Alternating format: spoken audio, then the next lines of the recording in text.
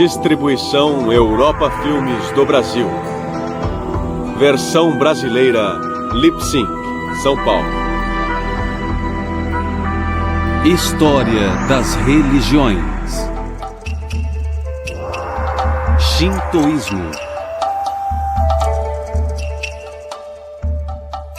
O shintoísmo surgiu da vida e da cultura do povo japonês, mas também teve origem na paisagem natural do Japão.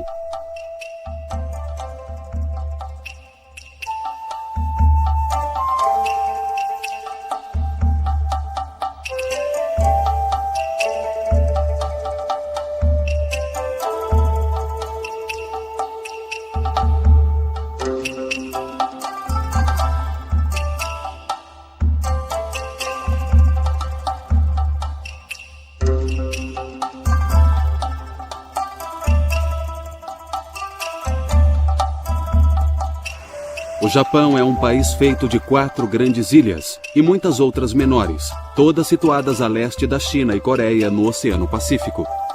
Tantas tradições religiosas são encontradas que o Japão já foi chamado de Museu Vivo de Religiões. O budismo, que surgiu na Índia por volta de 500 a.C., levou 1000 anos para viajar pela China e Coreia antes de chegar ao Japão, por volta de 500 depois de Cristo.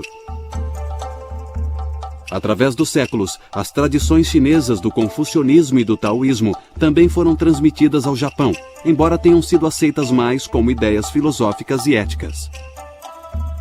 Muitos aspectos da cultura chinesa também chegaram ao Japão junto a essas influências religiosas e filosóficas. Além dessas tradições importadas, no entanto, uma tradição religiosa emergiu da cultura e da experiência do povo japonês. Essa tradição distintamente japonesa é o shintoísmo, que teve início em épocas pré-históricas. Na verdade, foi a importação do budismo, do confucionismo e do taoísmo que levou os japoneses a darem um nome à sua própria tradição. O budismo era conhecido como o caminho do Buda. Então, a tradição japonesa de cultuar as divindades chamadas kami ficou conhecida como o caminho dos kami. Na língua japonesa, outra forma de pronunciar caminhos dos kami é Shinto. Em vários pontos essenciais, o shintoísmo difere das outras tradições religiosas japonesas. Budismo, confucionismo e taoísmo são tradições fundadas, cada qual criada por uma figura histórica ou lendária que trouxe à luz ensinamentos básicos ou mensagens religiosas. Por sua vez, o shintoísmo não tem fundador, nem prega doutrinas ou ensinamentos específicos. O budismo, o confucionismo e o taoísmo têm afirmações cósmicas ou universais em sua mensagem, ou seja, pretendem falar a todos os povos. O shintoísmo, por outro lado, é definido como uma extensão da cultura e nação japonesas. Desde os primórdios, passando pela Idade Média, essas 4 tradições filosóficas e religiosas constituíram a herança espiritual do Japão. Algumas pessoas, em particular sacerdotes e estudiosos, enfatizaram uma tradição e excluíram as demais.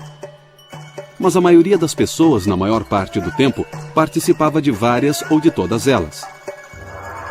O cristianismo chegou ao Japão quando o padre jesuíta São Francisco Xavier levou o catolicismo romano ao Japão em 1549. Como as outras tradições importadas pelo Japão, o cristianismo havia sido criado por um líder espiritual e pregava verdades universais em suas mensagens. Porém, em um aspecto importante, o cristianismo apresentou uma alternativa totalmente diferente ao padrão histórico da religiosidade no Japão. Enfatizava a fé em um Deus único e verdadeiro, e exigia a filiação exclusiva ao cristianismo. Apesar das grandes dificuldades, incluindo a barreira linguística, a Igreja Católica conseguiu converter um grande número de japoneses antes que o governo banisse o cristianismo em meados do século XVII. Alguns dos chamados cristãos ocultos do Japão preservaram secretamente um cristianismo clandestino, transmitido dentro das famílias. Mas mesmo esse cristianismo clandestino foi reinterpretado em termos japoneses. O cristianismo só voltou formalmente ao Japão no final do século XIX, quando o governo japonês anulou a proibição ao cristianismo. Missionários, tanto católicos quanto protestantes, iniciaram obras missionárias e instituíram igrejas. No entanto, desde a época em que o cristianismo voltou ao Japão, menos de 1% da população japonesa aderiu às igrejas cristãs. O cristianismo também não interagiu livremente com a cultura e a religião japonesas, como outras tradições importadas fizeram.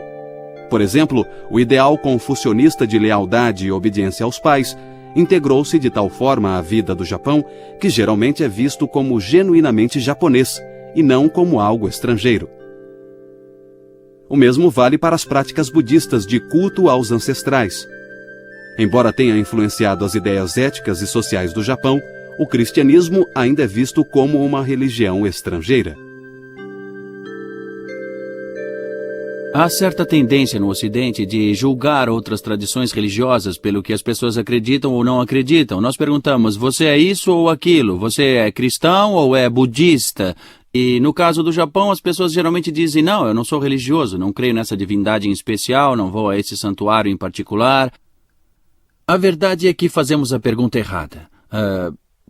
É mais uma questão de protocolo, de etiqueta social, de fazer a coisa certa na hora certa.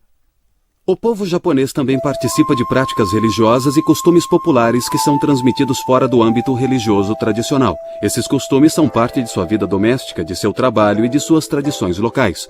Há cerca de meia dúzia de tradições populares no Japão, e elas aumentam a complexidade da religiosidade japonesa. Mas, na verdade, a situação é ainda mais complexa. A religião no Japão é diversificada.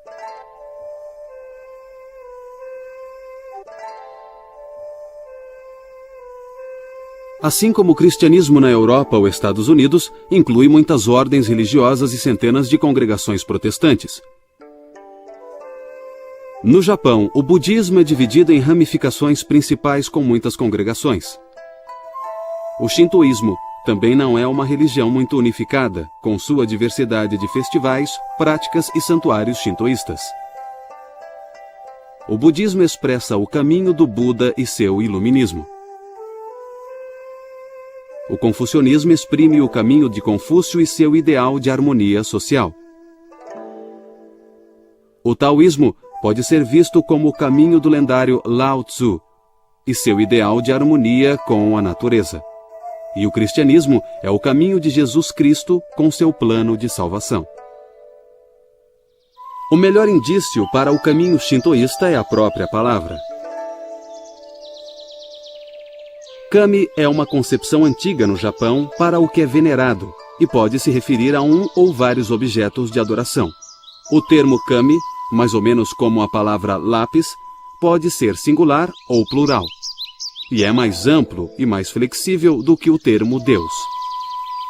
O conceito de uma divindade monolítica, onisciente, que controla tudo, do ponto de vista shintoísta, é um pouco restrito demais, eu acho, porque há tantas situações diferentes, políticas, sociais e religiosas, que devem ser levadas em conta. O contexto é o mais importante.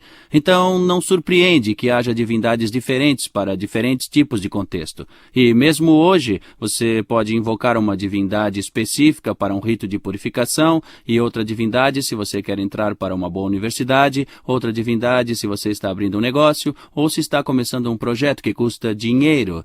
Enfim, é uma tradição voltada para o contexto e, por causa disso, é bem pragmática. De forma geral, o caminho dos kami significa levar uma vida pura, em harmonia com os kami. No Japão antigo, os kami eram tão numerosos que os mitólogos se referiam a eles como os 8 milhões de kami. Isso não significa que eles fossem ou sejam precisamente 8 milhões de objetos de adoração. Na verdade, isso indica que os kami estão além da quantificação e que é incontável ou infinito. Os kami são encontrados em todo o Japão, principalmente em formas naturais, como montanhas, cachoeiras, árvores e rochas. Os kami também podem ser seres humanos poderosos e até mesmo ancestrais humanos.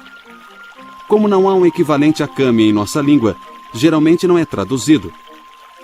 O termo mais próximo a kami talvez seja o sagrado, no sentido de que há força e mistério na natureza e na fertilidade natural que produz novas vidas. Os estudiosos geralmente apresentam uma religião descrevendo um fundador, analisando suas escrituras e interpretando ensinamentos essenciais.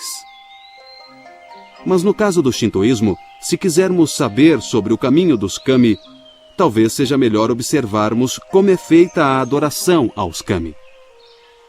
Os santuários há muito são importantes para o shintoísmo desde a época pré-histórica, embora as primeiras adorações japonesas talvez não tenham ocorrido em santuários, mas na natureza.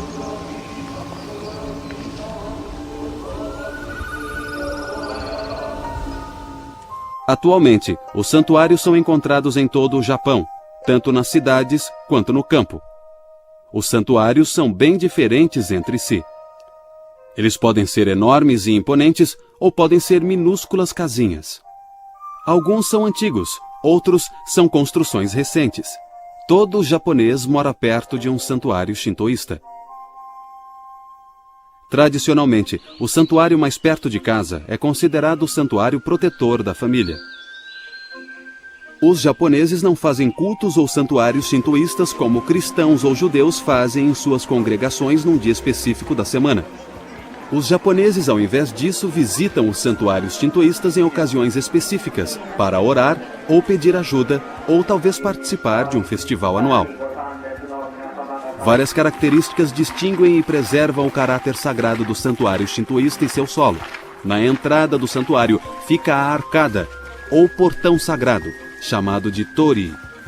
O tori marca a passagem do mundo cotidiano para o solo sagrado e protege simbolicamente o solo das influências maléficas e faz com que aqueles que entrem percebam que ali é adequado adotar um comportamento religioso. Em outras ocasiões familiares especiais, como nascimento e casamento, muitos japoneses oram em santuários pedindo ajuda, bênção ou agradecendo as graças recebidas. Mas é mais comum que os japoneses visitem santuários durante as festividades. E a mais importante das festividades no Japão é a celebração do Ano Novo. –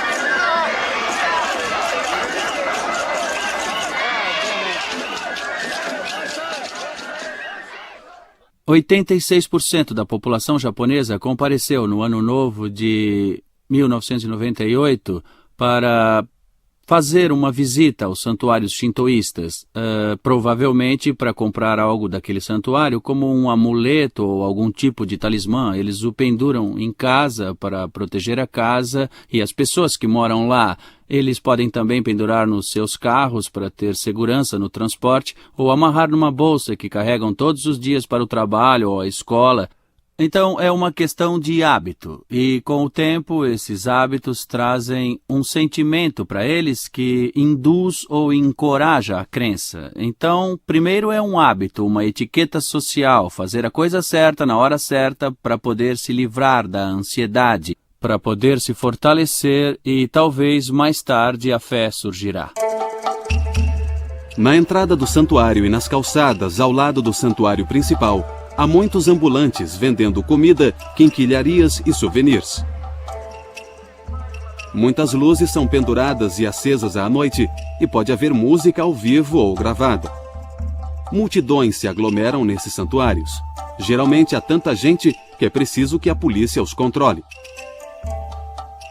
Os primeiros registros escritos dos kami são as obras intituladas Kojiki, escrita em 712, e Nihon Shoki, escrita em 720. Essas duas obras são semelhantes a muitas outras obras mitológicas e escrituras, no sentido em que começam narrando a criação. As obras japonesas começam com as atividades de vários kami e depois narram a história de imperadores e suas dinastias. O Kojiki nos dá a versão mais puramente japonesa da mitologia antiga, com suas imagens do céu e da terra surgindo de uma substância aquosa e amorfa.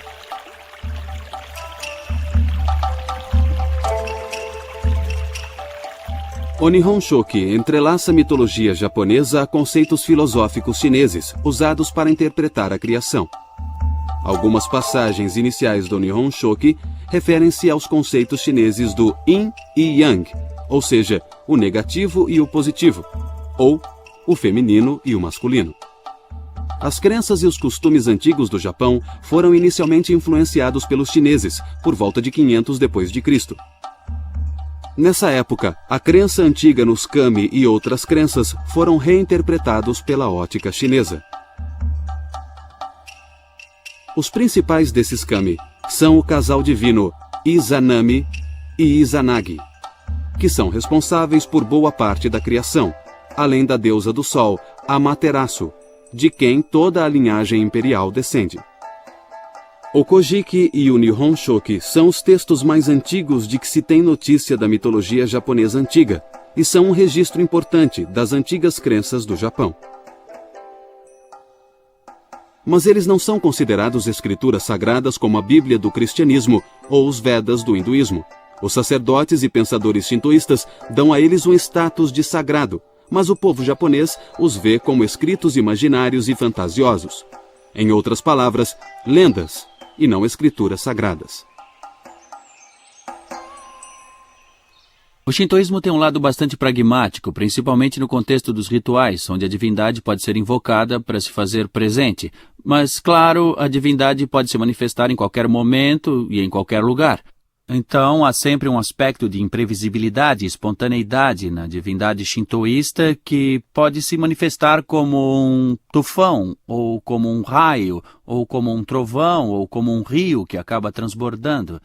Da mesma forma, pode se manifestar como sol ou chuva quando são mais necessários e quando são mais benéficos para as pessoas, para que a plantação cresça ou para os animais também.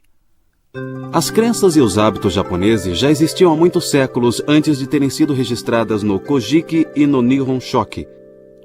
E o que vemos no shintoísmo hoje não é necessariamente o mesmo que existia em épocas pré-históricas. Os santuários e mesmo a própria palavra Shinto não foram encontrados no período pré-histórico. Somente quando as novas religiões entraram no Japão, houve uma necessidade de distinguir a herança religiosa nativa do país das tradições de fora. Nós vimos no Nihon Shoki como os antigos conceitos japoneses da criação e do nascimento de muitos kami se fundiram ao conceito chinês do Yin e Yang. Não houve tentativa de escolher entre a versão nativa japonesa e a interpretação chinesa. Os japoneses simplesmente uniram as tradições japonesas e chinesas. A mesma interação ocorreu entre o shintoísmo e o budismo. Inicialmente, houve algum atrito entre o caminho do Buda e o caminho dos kami. Mas, com o tempo, eles se misturaram de muitas formas. De fato, o budismo se mesclara a crenças e costumes nativos em toda a Ásia, e esse padrão continuou no Japão. No Japão, a divindade budista acabou por ser considerada a divina essência original. E os kami correspondentes foram vistos como uma manifestação dessa essência original. Era como se a divindade budista estivesse de um lado da moeda e os kami do outro lado da mesma moeda. Esse raciocínio os levou a adorar o Buda e os kami no mesmo ambiente ritualístico. Para as pessoas com tradição monoteísta, como o judaísmo, cristianismo e islamismo, a mistura de divindades pode ser estranha. O ideal monoteísta é adorar e conservar a fé num único e verdadeiro Deus. e a pessoa pertence ou participa de uma única religião.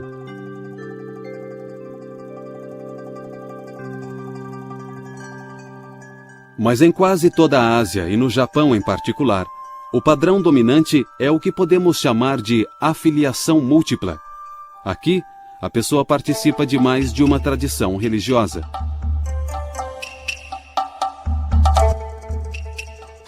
As pessoas e até mesmo sacerdotes celebram duas ou mais tradições durante o mesmo ritual, ou podem alternar entre duas ou mais religiões. No Japão, a maioria das pessoas participa do shintoísmo e do budismo. Foi uma exceção quando algumas pessoas, principalmente sacerdotes shintoístas, limitaram sua participação religiosa apenas ao shintoísmo. Em geral, o shintoísmo foi ofuscado pelo budismo por mais de 1000 anos. Mas durante esse tempo, alguns eruditos japoneses insistiram em que o shintoísmo era a religião original do povo japonês. Muitos desses argumentos de que o shintoísmo é a religião original e a herança do Japão frutificaram no século XVIII nos escritos do erudito Motoori. Motoori diz que o Japão, os kami, o imperador e o shintoísmo foram criados como uma unidade indivisível. Os kami não ficam fora do mundo e o criam, mas são parte do processo através do qual o mundo gradualmente emerge. Os kami também não são exclusivamente uma força do bem. No cristianismo, Deus é considerado bondoso e o mal entra no mundo através do pecado humano. Mas no shintoísmo, tanto os humanos quanto os kami podem ser maus. Esse aspecto da benevolência que os kami podem ter e também o da destrutividade na forma como os kami podem usar seus poderes sobre o mundo natural e sobre as sociedades humanas não devem ser considerados como contraditórios, e sim como um tipo de complementaridade entre forças benevolentes e forças destrutivas, porque, como as religiões reconheceram logo no início, é essa complementaridade que permite o progresso, que permite a mudança. A importância do nascimento e do crescimento também é refletida nas crenças japonesas sobre o mundo e seu lugar entre os céus e o submundo. Os japoneses antigos acreditavam que o Japão pertencia aos céus. Era um bom país, governado pelos descendentes da deusa do Sol, numa linhagem ininterrupta através dos tempos. Muraoka escreve que os céus, que são chamados de reino transcendental do plano do paraíso, têm características do mundo real. O submundo, chamado de Yomi, também é considerado real.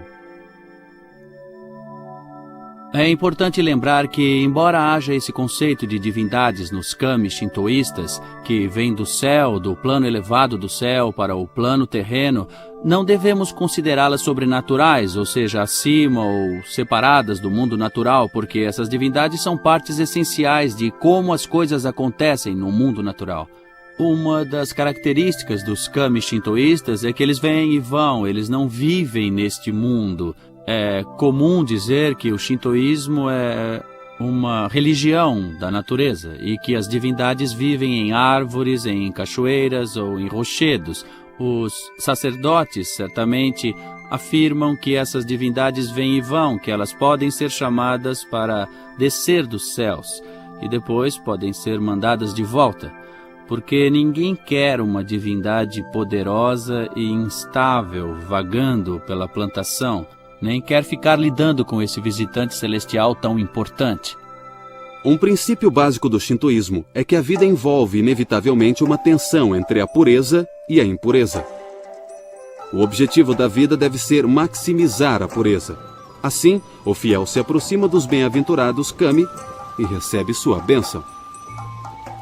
O corpo humano é considerado bom, mas ele cria excreções que são impuras. O corpo precisa ser purificado ao se aproximar dos kami.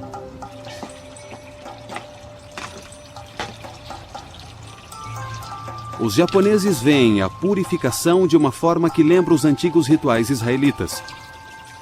e seus conceitos de poluição e purificação têm pouco em comum com os ensinamentos cristãos sobre pecado e redenção. No cristianismo, pecar significa afastar-se voluntariamente de Deus. Quando um pecador cristão pede perdão, ele procura se redimir por meio da misericórdia de Deus, e assim retorna a uma relação de amor com Deus. No shintoísmo, a causa da poluição não é necessariamente a desobediência ou o confrontamento aos kami. Ela pode ser algo que as pessoas modernas consideram natural, uma condição ou um evento acidental. A purificação é uma preparação essencial no culto shintoísta. O sacerdote primeiro recita orações de purificação que incorporam os temas do mito de Izanagi. Acredita-se que a poluição seja resolvida pelo exorcismo, que retira as impurezas através da limpeza física e através dos poderes dos kami. Assim como o corpo deve estar puro para a adoração, também deve haver serenidade e sinceridade no coração. A poluição física é o tipo de impureza mais óbvio. Mas os teóricos shintoístas também enfatizam as dimensões éticas e espirituais da pureza. Os kami e a purificação são essenciais no shintoísmo. Os locais onde os kami são adorados são santuários, e as pessoas que guiam os cultos são sacerdotes.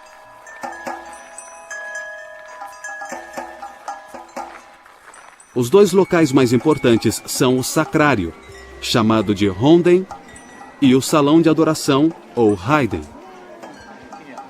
O sacrário abriga os kami. Representações físicas dos kami, como estátuas, são bastante raras. Geralmente, a presença dos kami é simbolizada por um objeto, como um espelho. Por vezes, acredita-se que um kami viva num tesouro antigo que não é mostrado ao público. No salão de adoração, as cerimônias são conduzidas por sacerdotes shintoístas. Pessoas comuns geralmente sobem as escadas até o salão e fazem suas oferendas e orações do lado de fora, sem se aproximarem do santuário. Desde a época pré-histórica, muitos dos cultos shintoístas acontecem em jinjas. Em outras palavras, em santuários. Às vezes, sem o auxílio do clero. Mas sempre houve especialistas religiosos dentro do shintoísmo. O shintoísmo nunca teve uma ordem hierárquica universal como a existente na Igreja Católica. E o treinamento, a prática e a posição dos oficiais shintoístas variam consideravelmente. Hoje há várias funções e graduações para os sacerdotes recitarem orações e fazerem rituais em cerimônias shintoístas. Os sacerdotes, diretamente responsáveis pelos rituais, são chamados de kanushi, que significa literalmente mestre divino. Não há ritos oficiais para se tornar um sacerdote shintoísta, assim como há para sacerdotes budistas ou cristãos. Em algumas comunidades rurais, os chefes de famílias tradicionalmente se revezam servindo como sacerdotes shintoístas no santuário local. Sacerdotes do século masculino são regra geral no Japão contemporâneo. No entanto, vale ressaltar que nos primórdios da história do Japão eram imperatrizes e não imperadores que reinavam. Essas imperatrizes reinavam em parte por sua habilidade de se comunicar diretamente com os kami, como em um oráculo divino. Quando os imperadores passaram a governar nos primórdios da história, o papel religioso da imperatriz desapareceu. Nós já vimos que antes de uma cerimônia shintoísta, o fiel purifica as mãos e a boca com água e recita uma prece de purificação. Tudo isso vem da mitologia do banho de Izanagi. Depois, um alto sacerdote recita o Norito, ou oração sagrada.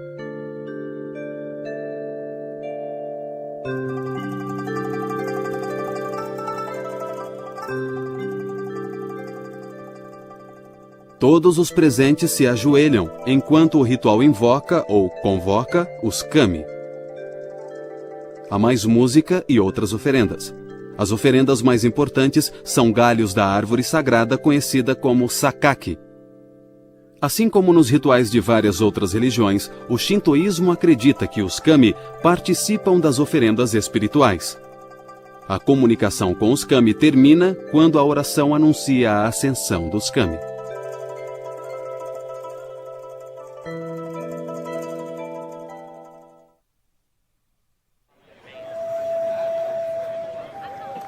Muitas pessoas viajam de longe para visitar um santuário famoso num festival ou para uma bênção especial, ou apenas para comprar um amuleto. Essas pessoas geralmente são devotos, não paroquianos. Embora nos vilarejos tradicionais, ainda se considera que os habitantes daquela área são paroquianos do santuário local. Muitas casas japonesas tradicionais e algumas casas modernas têm um pequeno santuário shintoísta. O Kamidana é uma miniatura de um santuário shintoísta, geralmente colocado numa prateleira alta na sala principal da casa. Os membros da família colocam oferendas no Kamidana e de tempos em tempos, principalmente no Ano Novo, trazem um novo talismã de papel de um santuário próximo e colocam no Kamidana.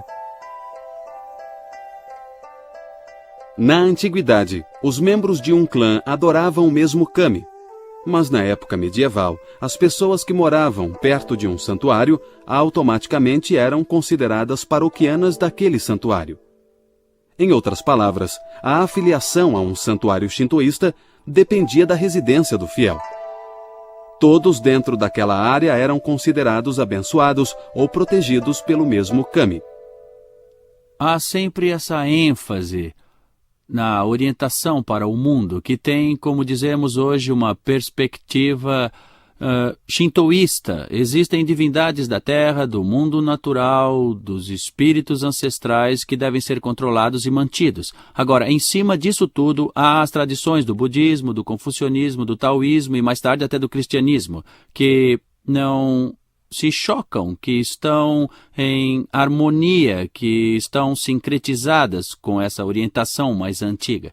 No entanto, ao final do período feudal, quando o Estado japonês se modernizou, houve uma cisão entre o velho regime e os reformadores que queriam revitalizar o Estado japonês, queriam trazer o imperador de volta e, basicamente, tentar defender a nação do Japão de potências imperiais como Inglaterra, Espanha, Portugal, França, que estavam na área. Eles sentiram que precisavam fazer o que essas potências fizeram. Tinham que encontrar um motor espiritual para impulsionar o veículo da modernização, e o shintoísmo foi considerado o candidato mais viável para isso.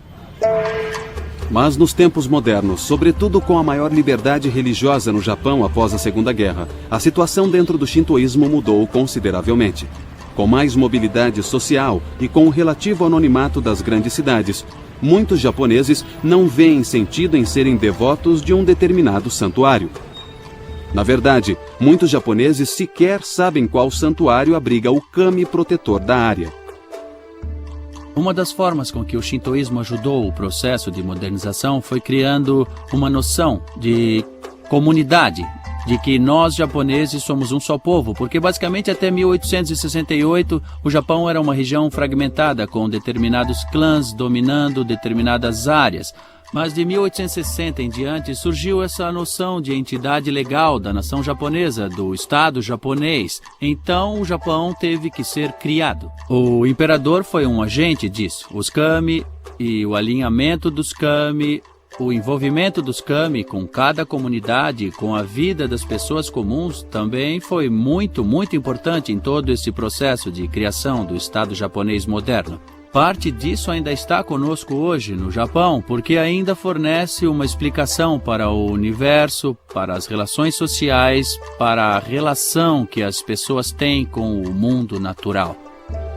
O Estado feudal do Japão tornou-se um moderno Estado-nação em 1868. Para entendermos a importância de 1868, precisamos voltar à época anterior, quando o Japão era uma coleção de territórios feudais, cada qual dominado por um senhor feudal. A soma desses territórios era controlada por um ditador militar chamado Shogun. A época dos shoguns de Tokugawa durou de 1600 a 1867. Durante a maior parte desse tempo, o Japão se isolou do resto do mundo, e muito do pensamento intelectual, ético e político do país foi dominado pelo confucionismo. No entanto, sua vida religiosa era budista por causa dos eventos acontecidos no século XVI. O cristianismo havia entrado no Japão em 1549 pelas mãos de São Francisco Xavier. Lá, floresceu por um século antes da perseguição aos missionários e da proibição ao cristianismo. Para manter a proibição ao cristianismo e controlar o povo, o governo japonês apoiou oficialmente o budismo, que em meados do século XVII tornou-se praticamente a religião oficial do país.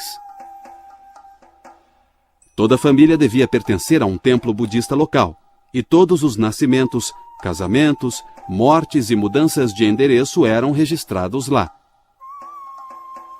No fim do século XVIII e no começo do século XIX, vários problemas começaram a surgir no governo feudal do Japão.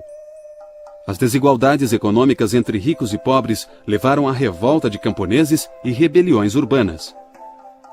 Países europeus e os Estados Unidos pressionavam cada vez mais o Japão para que abrisse seu comércio. Essas e outras pressões internas e externas despertaram um desejo crescente pela queda do shogun e pela volta do imperador ao governo. O final do século XIX no Japão viu várias tentativas de implementar um governo parlamentar liderado pela figura religiosa simbólica do imperador, legitimada pela religião shintoísta. Os países ocidentais criticavam a proibição ao cristianismo e exigiam que ela fosse anulada. Em 1873, o governo japonês cedeu, permitindo que o cristianismo fosse praticado e que missionários cristãos trabalhassem no Japão. Em suma, o modo de vida shintoísta tornou-se um dever cívico e natural do cidadão japonês. Os livros escolares ensinavam que o Japão fora criado pelos kami e que o imperador era descendente da deusa do sol. Tais crenças passaram a ser vistas como história e cultura nacionais, e não como religião. Os estudantes tinham que venerar e fazer reverência à foto do imperador. Ao mesmo tempo, a religião formal foi banida das escolas, e o budismo e o cristianismo não podiam ser ensinados. Com o objetivo de unir o povo e fortalecer a nação, o governo japonês ligou a mitologia antiga e o shintoísmo oficial à lealdade absoluta ao imperador, e também ao apoio incondicional ao colonialismo e ao militarismo. Pela primeira e única vez, inúmeros santuários shintoístas foram construídos fora do Japão. Então era do interesse dos líderes políticos ter rituais que fossem receptivos ao controle não só do mundo natural, mas também dos espíritos ancestrais da família, dos outros clãs, do povo em geral e das pessoas das classes mais baixas, situadas fora das elites. No século XX, principalmente durante e depois da década de 30, as escolas japonesas tornaram-se muito mais rígidas. O currículo ensinava lealdade absoluta ao imperador e a quaisquer políticas adotadas em seu nome. Em suma, o shintoísmo foi levado para a campanha da Segunda Guerra. Mas os budistas e cristãos japoneses também apoiaram a campanha japonesa e seu militarismo.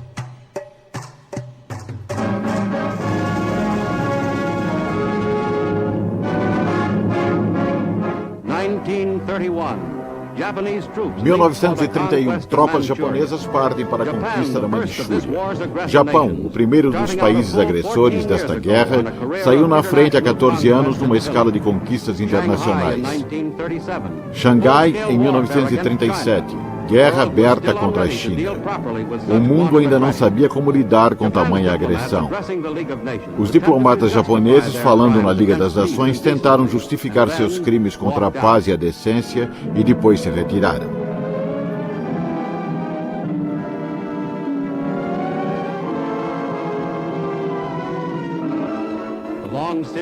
Uma longa série de ataques brutais contra o vizinho foi mantida.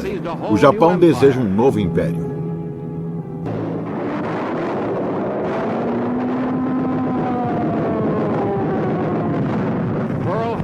Pearl Harbor, 7 de dezembro de 1941. As unidades fanáticas suicidas do Japão em ataques aéreos causaram grandes danos às esquadras americanas em Okinawa. Foi um ataque suicida. Foi sensacional, mas não conseguiu deter o avanço dos aliados.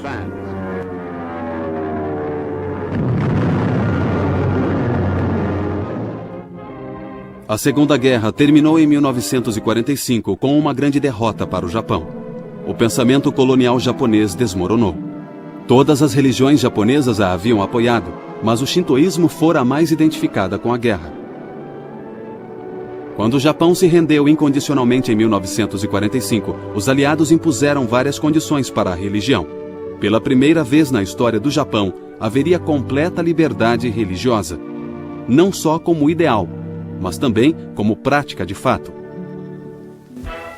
A Segunda Guerra foi decidida em 1945, em termos que trouxeram um novo modo de vida democrático para os japoneses. O erudito japonês Shigeyoshi Murakami nota que o Estado-nação do Japão produziu o shintoísmo estatal e o Japão democratizado produziu a liberdade de crença. Em suma, o Estado japonês tornara-se oficialmente separado da religião. O imperador teve que declarar que ele não era um kami. Mas a forma com que fez essa declaração mais tarde foi considerada altamente ambígua. O shintoísmo perdeu a condição de protegido como sistema de compromissos não religiosos. Também perdeu os subsídios do Estado e seus muitos sacerdotes não eram mais funcionários do governo. O Japão tem uma rica variedade de religiões muito antigas. O shintoísmo nativo, o budismo indiano, o taoísmo e o confucionismo chineses e um retardatário europeu, o cristianismo. Mas o Japão testemunhou a criação de centenas de novas religiões nos séculos XIX e XX. Muitos japoneses experimentavam rápidas mudanças sociais e estavam insatisfeitos com as soluções oferecidas pelas instituições religiosas existentes. Mas eles ainda estavam fortemente atraídos tanto para temas tradicionais, como para o cultivo da virtude, quanto para os costumes antigos, como ritos ancestrais.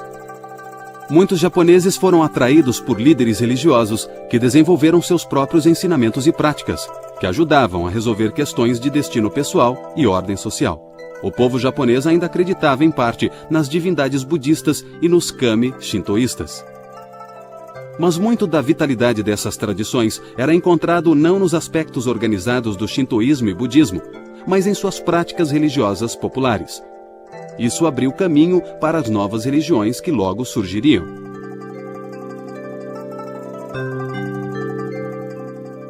As religiões japonesas do século XIX se caracterizavam principalmente por seu foco em kami vivos. Algumas necessidades religiosas foram supridas também por um kami vivo, na nova religião chamada Tenrikyo. O nosso kami, Deus aparente, é o Deus que criou este mundo, a humanidade e todas as criaturas. A propósito da criação é termos uma vida feliz, ajudando uns aos outros. E Deus aparente nos protege de todas as formas para podermos levar uma vida feliz. Nesse sentido, Deus aparente é tudo para nós.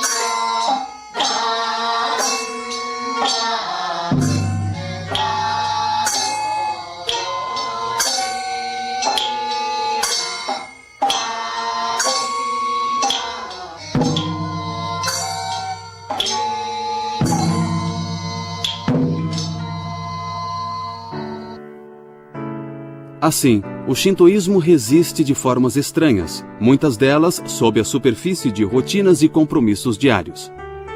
Vale a pena lembrar que o shintoísmo nunca foi uma religião altamente organizada como o cristianismo. A religiosidade no Japão não é definida pela afiliação exclusiva a uma instituição religiosa, e não há cultos congregacionais semanais. Então, as medidas comuns de compromisso religioso não são facilmente aplicadas ao shintoísmo. Mas o shintoísmo resiste, mesmo quando é negado ou negligenciado. O shintoísmo há muito tempo faz parte da vida e da cultura do Japão, praticamente desde o início da própria civilização japonesa. E enquanto existir a cultura japonesa, o shintoísmo de certo continuará a ser parte significante dela.